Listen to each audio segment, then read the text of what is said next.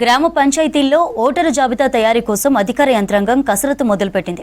ఇప్పటి వరకు MPDO login ద్వారా జరిగే ఈ ప్రక్రియ ఇకపై నేరుగా గ్రామ పంచాయతీ లాగిన్తోనే కొనసాగనుంది.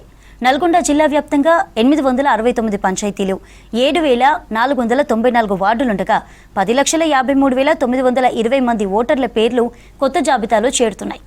ఈ జాబితానే రాబోయే స్థానిక సంస్థల ఎన్నికలకు బేస్ అవనుంది.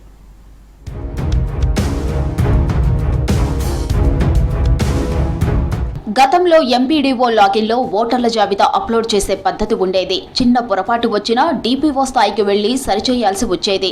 ఇప్పుడు ప్రతి గ్రామానికి ప్రత్యేక టీపోల్ లాగిన్, వార్డుల వారీగా డేటా అప్లోడ్ చేశాక పొరపాటు ఉంటే వెంటనే జీపీ లాగిన్ ద్వారా సవరించుకునే వీలుంది.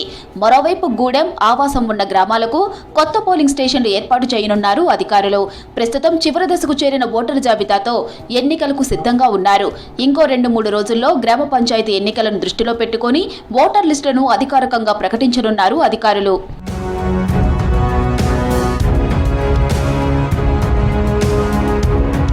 జిల్లా వ్యాప్తంగా పంచాయతీ కార్యదర్శులు 20 రోజులుగా రాత్రింబవళ్లు పనిచేసి జాబితా అప్లోడ్ చేశారు.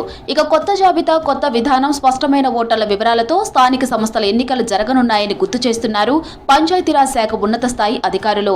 మొన్నటి వరకు లిస్టుల్లో తప్పులు ఉన్నాయని, ఫిర్యాదులతో కొంత సవరణ ఇబ్బందికరంగా ఉండేదని, ఇప్పుడు ఆ పరిస్థితి లేకుండా చూసుకుంటున్నామని గుర్తు చేశారు.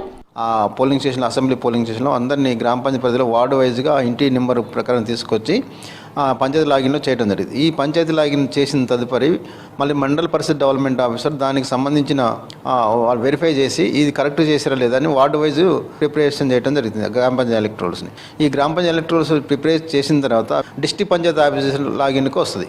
ఆ డిస్ట్రిక్ట్ పంచాయతీ ఆఫీసర్ లాగిన్ వచ్చినప్పుడు టోటల్గా వాళ్ళు చేసిన దానికి కరెక్ట్ ఉన్నాయో లేవో సరిచూసుకొని మేము ఇక్కడ ఎనేబుల్ చేసుకున్న తర్వాత అక్కడ ఎంపీడీ లాగిన్లో డిజేబుల్డ్ అవుతుంది. ఇంకా దానికి మార్పులు చేర్పు అనేది కుదురుతుంది. ఫైనల్గా డిపి లాగిన్లో ఎనేబుల్ చేయడం జరుగుతుంది. స్థానిక సంస్థలకు సంబంధించి ఎన్నికలు ఏ సమయంలో పెట్టినా టీం సిద్ధంగా ఉందని తెలిపారు పంచాయతీరాజ్ అధికారులు.